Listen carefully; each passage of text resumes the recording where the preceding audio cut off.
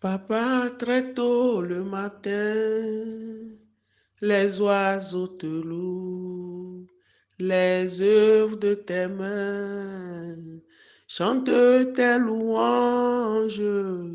Je lève mes mains en adoration. À toi la gloire, mon Dieu, je te loue, Seigneur.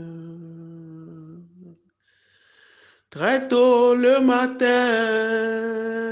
les oiseaux te louent, les œuvres de tes mains chantent tes louanges. Je me prosterne en adoration. À toi la gloire, mon Dieu, je te loue, Seigneur. À toi la gloire, mon Dieu. Je te loue, Seigneur. À toi la gloire, mon Dieu. Je t'adore, Seigneur. À toi la gloire, mon Dieu. Je t'adore, Seigneur. À toi la gloire, mon Dieu. Je te loue, Seigneur. Gloire à toi, Seigneur. Dieu de gloire, Dieu de louange. Toi qui tiens en tes mains le cœur des hommes. Nous te disons merci pour ce nouveau jour, pour cette belle journée, pour cette grâce que tu nous as accordée encore aujourd'hui. Cette grâce de la vie, ce miracle de vie. C'est un grand miracle parce que sans la vie, nous ne pouvons même pas nous tenir devant toi. Tu es le Dieu des vivants, Yahweh, Dieu trois fois saint. Merci pour cette nouvelle bonté. Oui, tu renouvelles ta bonté chaque matin et ton Esprit Saint brille et brûle en nous. Gloire et louange à toi, Seigneur. Nous te disons merci. Merci, Papa, pour ce beau groupe de Bible méditée, vie gagnée, par lequel tu ne cesses de nous parler. Merci, Seigneur. Merci, Seigneur, pour que toi, tu sois élevé et gloire à toi. Merci pour chaque vie. Merci pour chaque membre de cette plateforme. Gloire et louange à toi pour les siècles des siècles, dans le nom puissant de notre Seigneur Jésus-Christ. Amen. Shalom, shalom, bien-aimés, sœurs et frères de la plateforme Bible méditée pour une vie gagnée. Nous sommes au lundi 14 février 2022 et vous écoutez la voix de la sœur Caroline en collaboration avec la sœur Sika pour la méditation du jour. Et notre thème de méditation porte surtout sur les versets 2, 3, 4, 5 et 6. Et nous nous demandons quelles sont les préoccupations de l'apôtre Paul à propos des versets 2 jusqu'au verset 6 de Colossiens au chapitre 4. Bien-aimés dans le Seigneur, tout au début de ce chapitre, tous les maîtres, les employeurs ou encore les leaders chrétiens sont invités à accorder à leurs employés ou à leurs serviteurs ce qui est juste et équitable, sans tricherie, sans les tricher, sans injustice à leur endroit, car l'Éternel, notre Père, est un Dieu juste et bienveillant. L'apôtre Paul a exprimé deux grandes préoccupations, à savoir la prière et notre conduite à adopter en tant que chrétien. Au sujet de la prière qui tourne autour des versets 2 au verset 4,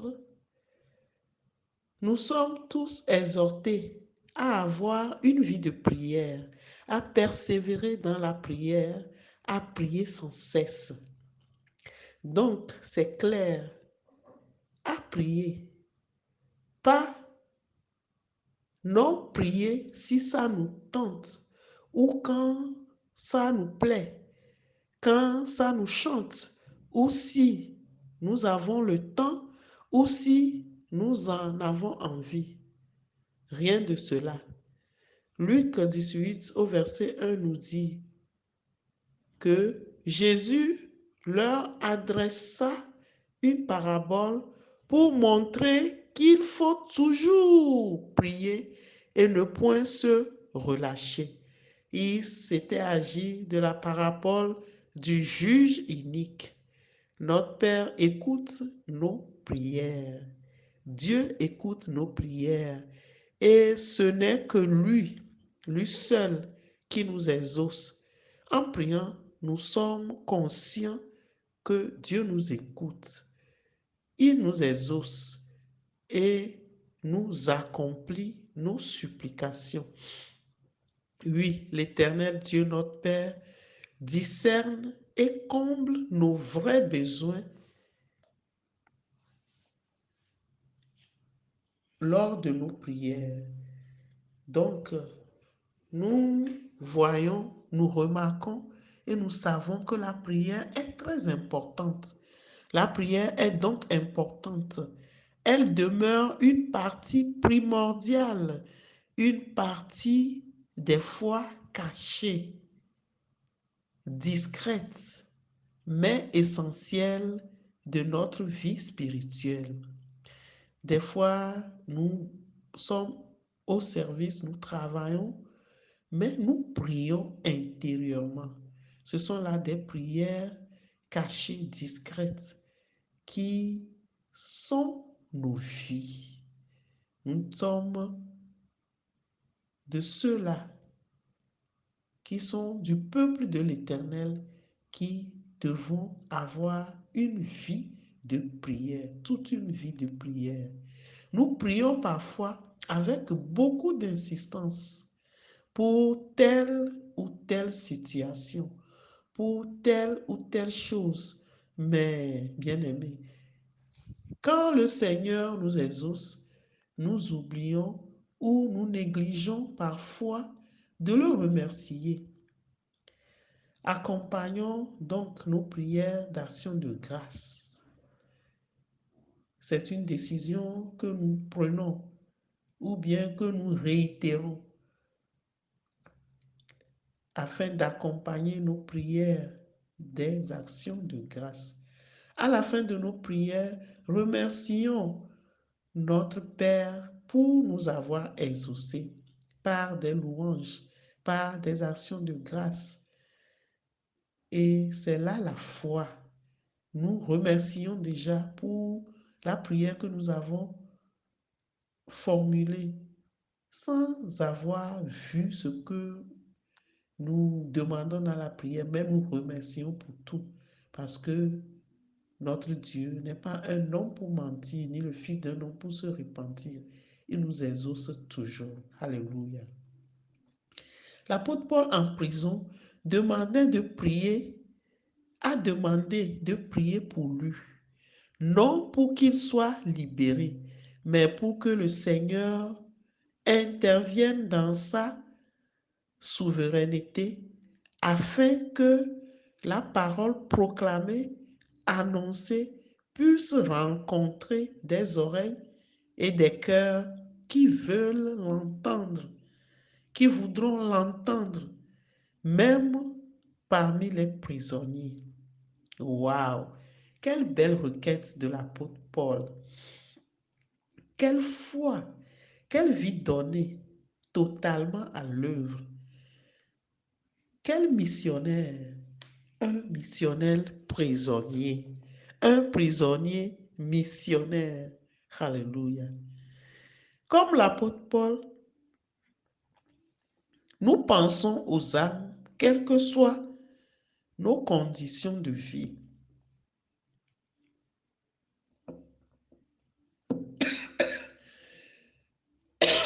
Pardon. Dirigeons-nous donc vers des personnes disposées à entendre le message de Dieu. Et des personnes disposées sont toutes personnes sur nos chemins, sur nos lieux de travail, toute personne que nous rencontrons ou encore toute personne qui nous rencontre. Et c'est le Seigneur lui-même qui nous ouvrira des portes pour l'évangélisation. Comme nous le lisons dans 2 Corinthiens 2 au chapitre 12. Que nous lisons là. Pardon. Nous lisons que lorsque, c'est l'apôtre Paul qui parle, lorsque je fus arrivé à Troas pour l'évangile du Christ, le Seigneur m'avait ouvert une porte. Alléluia. En effet, c'est le Seigneur lui-même qui ouvre les portes pour que la bonne nouvelle atteigne ceux qui sont destinés à la vie éternelle, à nous. Et c'est lui qui nous sauve. En paraphrasant le livre des Actes des Apôtres au chapitre 14, verset 27, là, nous remarquons que c'est Dieu qui ouvre aux nations la porte de la foi. Oui, c'est Dieu lui-même qui ouvre aux nations la porte de la foi. Bien-aimés dans le Seigneur, le mystère de Christ, c'est donc le plan de Dieu pour le salut du monde qui s'opère par Jésus-Christ. Le verset 5 et le verset 6 nous relatent les préoccupations de l'apôtre Paul concernant notre condition de vie, notre conduite de vie. Notre conduite est donc pointée du doigt à travers ces deux versets, les versets 5 et les versets 6. Jésus-Christ est notre modèle, lui, le sage. Que devons-nous faire alors? Suivons ses pas, suivons le Christ Jésus, suivons Jésus, l'être humain parfait par excellence. Et notre Seigneur Jésus-Christ nous aidera à nous conduire en toute sagesse et intelligence spirituelle à chaque fois que nous allons l'implorer. Notre frère dans la foi, Jacques, nous dira dans Jacques 1 au verset 5 que si quelqu'un d'entre nous manque de sagesse, qu'il la demande à Dieu, qui donne à tous simplement et sans reproche, et elle lui sera donnée. Alléluia. Nous qui portons et qui apportons l'évangile, demeurons sages avec ceux du dehors, c'est-à-dire ceux vers qui nous allons, ceux du monde, puisque des gens vers qui nous allons ne lisent pas la Bible, mais ils nous lisent, donnant de bons exemples. Oui, donnons des bons exemples de ce que nous disons et aussi de ce que nous faisons par nos vies joyeuses, pleines d'espérance. C'est ainsi que nous allons refléter le caractère de Jésus, notre Seigneur. Nos vies deviendront alors des fenêtres par lesquelles ceux du dehors verront Jésus. Chers bien-aimés dans le Seigneur, rachetons aussi le temps en cherchant les moyens et des occasions par lesquelles bénir nos prochains. Ayons une bonne gérance spirituelle de notre temps. Ne gaspillons plus de temps. Gérons-le bien. En parole, soyons gracieux, soyons doux. Et que nos paroles soient toujours accompagnées de grâce, assaisonnées de sel de grâce, afin que nous sachions comment il faut répondre à chacun, à nos interlocuteurs. Que notre Seigneur Jésus-Christ nous aide à cette vie de grâce, à cette vie de sagesse, et que notre douceur et notre humilité de cœur se reflètent dans nos paroles. Soyons vraiment doux et humbles de cœur, car c'est de l'abondance du cœur que la bouche parle. Parlons donc pour édifier, édifier en s'édifiant. Amen. Bien-aimés dans le Seigneur, puisque annoncer la bonne nouvelle ne consiste pas seulement à dire certaines choses, cela consiste aussi à être une certaine personne, à être la bonne personne et à vivre d'une certaine façon, de la meilleure façon que ce soit, avec une bonne conduite. La vie de prière nous conduira par la puissance du Saint-Esprit à avoir une vie de sagesse, une bonne conduite en action, en parole, en acte. L'Évangile reflète notre sens de charité. L'Évangile que nous apportons à nos prochains doit être accompagné par ce cœur qui aime, par l'amour.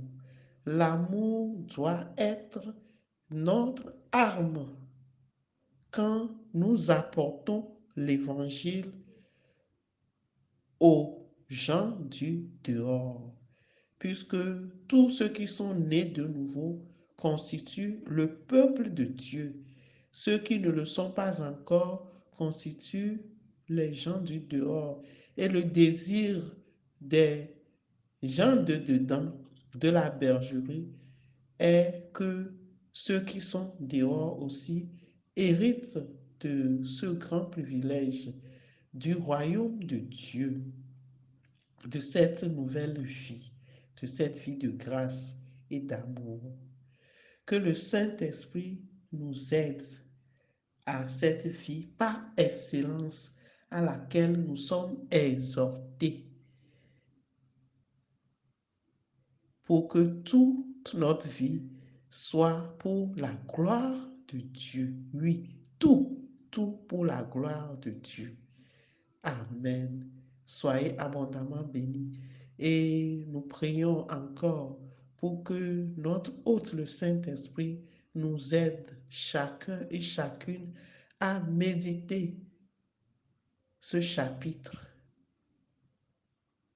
pendant cette journée ou à la fin de la journée pour encore y creuser, y recueillir les paroles, les directives essentielles pour la bonne marche, pour cette vie spirituelle, pour cette vie du royaume, parce que nous sommes dans le monde, mais nous ne sommes pas du monde. Soyez abondamment bénis. Shalom, shalom, shalom.